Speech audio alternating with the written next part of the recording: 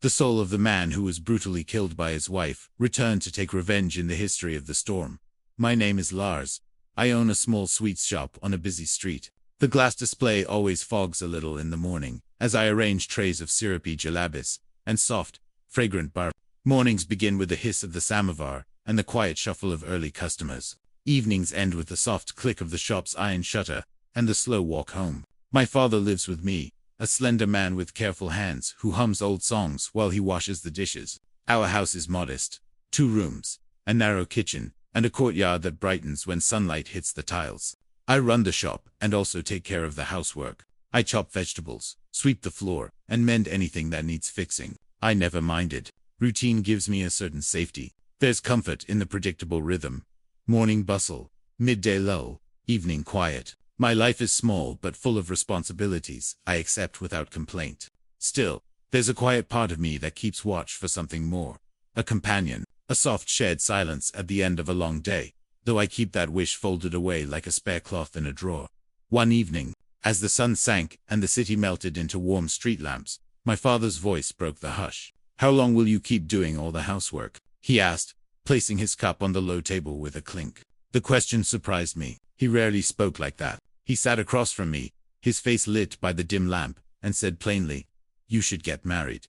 There was a pause loaded with expectation. He meant it kindly but firmly, the kind of nudge elders give when they imagine the next chapter of a child's life. "If there is a girl you like, marry her," he added, as though offering a solution to the quiet ache inside both of us. My thoughts turned at once to my cousin Vera.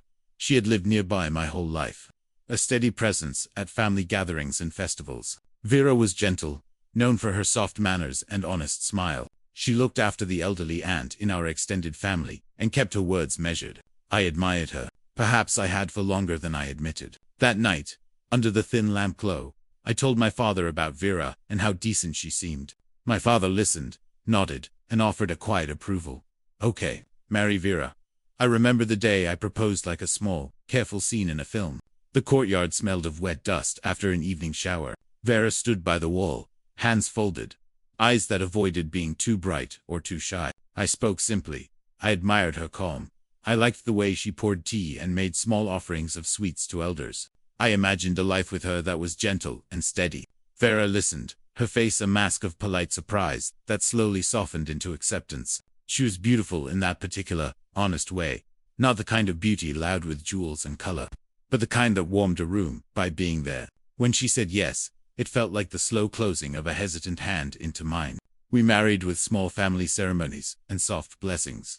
After the wedding, life settled into a comfortable cadence. 2 years passed. We learned the contours of each other's habits. Vera greeted me with a cup of tea every evening, and my father grew fond of her careful kindness. Our days were steady. There was mutual care in quiet tasks. Love, at first, felt like 2 coals kept close enough to warm each other. Those 2 years were ordinary and rich in small comforts. I tended the shop, greeted customers by name, and learned the songs they hummed. Vera kept the house with a careful grace. She ironed the thin curtains, swept the stone steps until they shone, and prepared meals that warmed the corners of our small home. My father and I sat together after closing, talking about nothing and everything. The shop's profits, neighborhood gossip, and the state of the weather. Vera would laugh at some small, private joke, and the sound became the new, welcome punctuation of the day. Our love felt mutual and there was no great drama, only a steady exchange of care. I trusted them both, my father, my wife. I believed the life we built together would be durable, because it was constructed from quiet, dependable bricks. When I left early in the mornings, I thought of the 2 of them at home, sharing tea or a book. When I returned in the evenings, I found the house lit softly and felt a knot of comfort in my chest. In that time I could not imagine the fragile line between trust and betrayal being crossed in our modest home. Then a new idea entered my life through a friend. "Travel. We need to go abroad to get some documents," he said one afternoon while we sat over steaming cups. The trip sounded practical. Papers, stamps, a brief absence from the shop, and I agreed without much thought.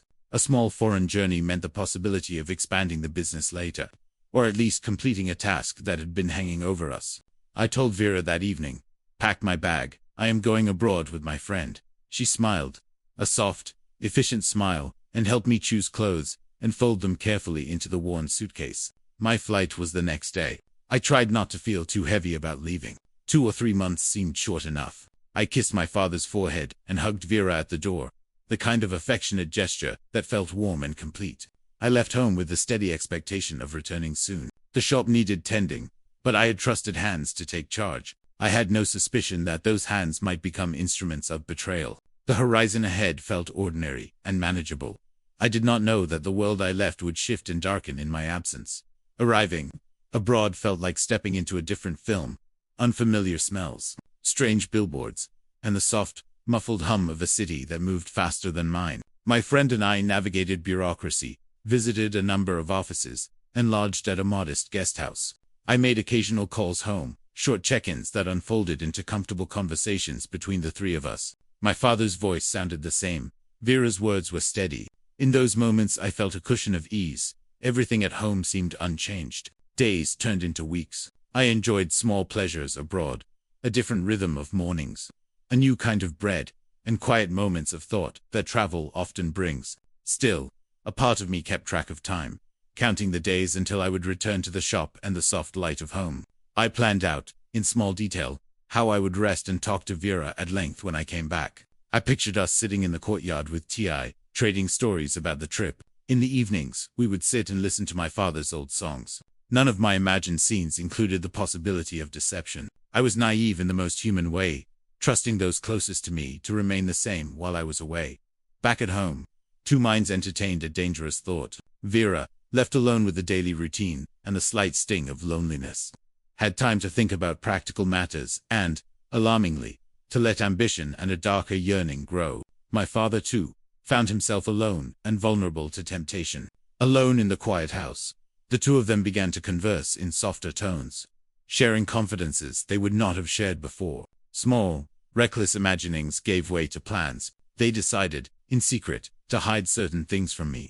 The familiar chairs and the kitchen table witnessed whispers that once would have been scandalous. Greed entered like a slow leak into their conversations, not a sudden explosion, but a steady corrosion. They convinced themselves that they had reasons. Perhaps a better life.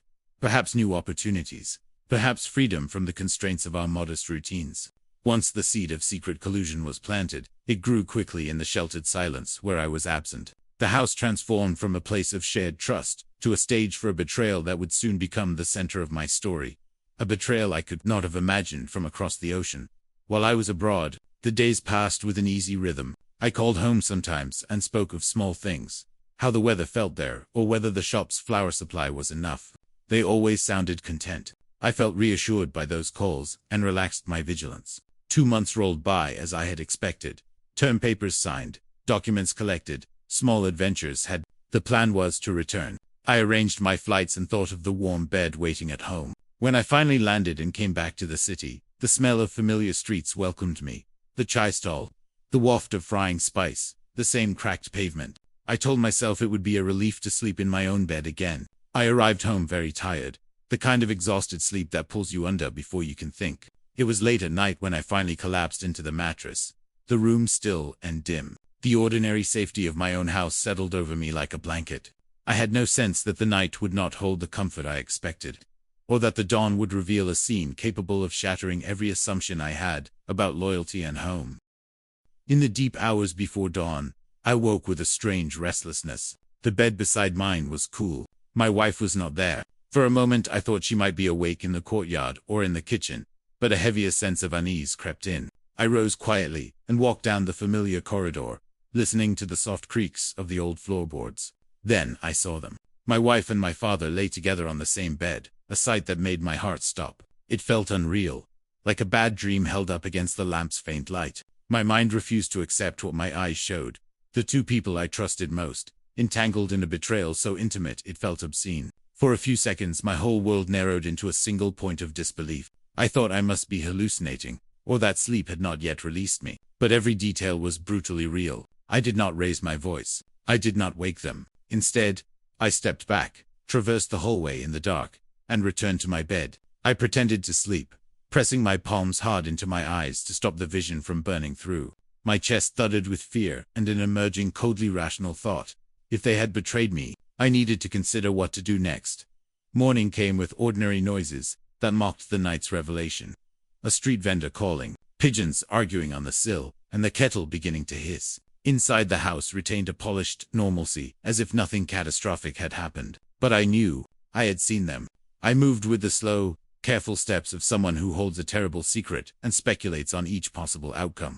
In that hush, I called my friend. "I need a gun," I said, controlling the tremor in my voice. It was not a rational phrase so much as a desperate instinct to arm myself against the betrayal I had witnessed. The words slipped out with a hardness I didn't recognize. Unfortunately, my wife overheard me making that call.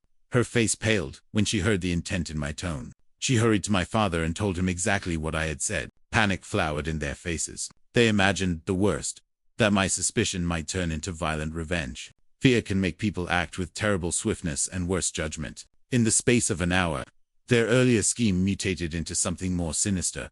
A plan not just to hide, but to extinguish the threat entirely. The tender house that once held quiet conversations started to hum with a new and dangerous energy.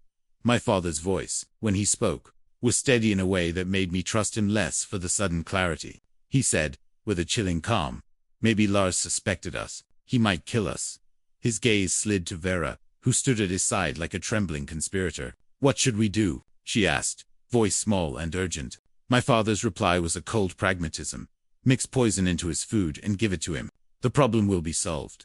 It was a thought that began as a whisper and hardened into a plan. The idea of killing the man whose presence had always bound them together, the man who fed, sheltered, and cared for them, somehow became reasonable to them in that pressured moment. Vera, hungry for escape from loneliness, or driven by greed, agreed. She prepared the evening meal as usual, but now each movement bore the weight of intent. She mixed the poison into the food with hands that trembled slightly but did not stop. My father assisted with a cover of normalcy, the setting of plates, the clink of cutlery, a practiced facade that would hide the crime. Their betrayal moved from the private to the lethal in the span of a single conversation. I ate that evening, like I always did, seeking the soothing, domestic comfort of a home-cooked meal. The saffron in the rice, the warm dal, the slightly sour chutney, everything tasted familiar, and at the time, ordinary. I had no suspicion that the food held anything beyond flavor. 5 minutes after finishing, my body betrayed me. A strange numbness crept from my fingertips to my limbs. Then a dizzying vertigo took hold. The world tilted. My chair scraped and I fell hard to the floor. Pain spiked, and then dimmed as consciousness withdrew. I remember fragments. The kitchen light blurred into halos, my sonorous thoughts choked into silence, and the house's familiar smells warped into something distant and closing. Poison, a small, deliberate act, had ended my life in a matter of minutes. I died in the place I had trusted most. The suddenness of the end felt both violent and theatrical. One moment I was a man with plans and love. The next, I was a still body on the cold tiles. My last pulses faded with a surreal clarity. My father and wife stood above me, their faces carved into shapes of triumph and fear. For them, the problem seemed solved. For me, death opened a space between the world and something else. Even though my body lay still and lifeless, something in me did not rest. My soul remained in the house, like a candle's wick left burning in a dark room. I saw with acute horror as my wife and father handled my body as if dealing with a piece of refuse. They wrapped it in a cloth, their hands quick and businesslike, and carried it outside under the pale moon. At the river in front of our house, water lapped quietly at the embankment. My wife threw my body into the current, as if discarding a troublesome object. The river took me with a soft, final embrace, but my essence did not follow. I stayed behind in the house, an invisible witness to the lie and the cover-up. Anger rose in me, hot and absolute, ignited by the betrayal and the finality of their act. Grief fused with a burning need for justice. I could feel it, a stubborn, aching center that refused to be extinguished. I swore a vow, then, in that cold, empty room, that I would not allow this wrong to stand unavenged. I would find a way to make them pay for what they had done. The world had rendered my flesh useless, but my will remained intact, sharpened to a single terrible purpose. Revenge. Time moved differently, for a soul that could not rest. I drifted through rooms like a memory, with edges, watching the house continue without me. Vera and my father tried, outwardly, to carry on as though nothing were wrong. They made tea, kept the curtains drawn, and attempted normal small talk with each other, but their gestures were brittle, haunted by the knowledge of their crime. At night, when they lay down, they would start awake, sweating, as if some chill traced the skin. I observed, patient as a storm, learning where they hid their guilt, and where they could not hide it at all. Their laughter cracked icily. Their eyes always searched the doorway, as though expecting me to return. I felt a wild catalogue of emotions. Sorrow for the life I'd lost, fury for the hands that had struck me down, and a cold, precise hunger for retribution. The vow I made burned brighter with each passing hour. The house, once the center of my ordinary existence, became the theater where my justice would be enacted. I waited, and in waiting, I planned. I felt the world of the living like a distant landscape I could not touch. But I also felt the heartbeats of vengeance growing louder until it was almost physical. One night, a storm arrived, heavy rain battering the roof, wind shrieking through the eaves, and flashes of lightning tearing the sky into sudden white. The power went out. The house fell into a thick, trembling darkness. In that storm-lashed hour, I moved. If there was ever a moment when the boundary between the living and the dead felt thin, it was then. The elements outside roared, and the inside of the house seemed suspended. My presence became visible to Vera at last. She saw me standing there, not in spectral distance, but as something immediate and undeniable. Her eyes widened with terror as she recognized me. Something she had once loved returned with a new, dreadful authority. My voice did not need words to speak. My presence conveyed the accusation and the inevitable consequence of their crime. "What you did was wrong," I said, a sentence that filled the room without air. Vera's face crumpled into fear and regret, but fear was the truest expression she could offer. She had believed the river had made everything clean. She had been wrong. In that storm, the quiet house shook with the violence of memory and the sudden approach of what she could not escape. The room smelled of wet stone and old dust, and Vera backed away as if the air itself had become sharp.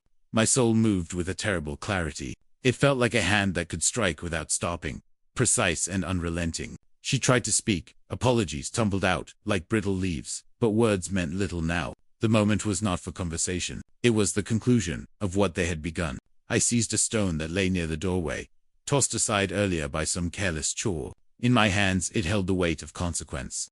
I struck her hard on the head. The blow landed with a sickening finality. Blood blossomed, hot and sudden against her hair and the collar of her dress. She collapsed immediately, life leaving her in a ragged little exhale. The sight of her falling was not pleasurable. It was simply the completion of the vow I had whispered in the silence of my own death. Revenge, when realized, was a blunt instrument. It did not restore my life, nor did it erase the wound my betrayal left behind. But it did close a chapter in the story that my silence had become. Vera lay still on the floor, the storm's sound roaring around our small house. Her lifeblood soaked into the tiles, a dark, terrible testament to the cost of her choices. My revenge was absolute and irreversible. When the act was done, something shifted inside me. The burning urge that had consumed my spirit cooled into a quieter, sorrowful clarity. In that silence, after the finality of the blow, I felt the weight of what I had become, a spirit who had enacted violence in exchange for violence. The house, which had once been a place of ordinary warmth, now held to bodies that had been instruments of pain. My own, lost to poison, and the river, and Vera's, still and final on the kitchen floor. My father's fate remained uncertain in that moment. Perhaps he had fled. Perhaps he was hiding somewhere in the shadows. Or perhaps his conscience had already destroyed him from within. For me, there was a closure that was both satisfying and hollow. I had fulfilled my vow, but I could not go back and reclaim what I had lost. The culmination of revenge brought with it no sweetness, only the echo of the life that had been stolen.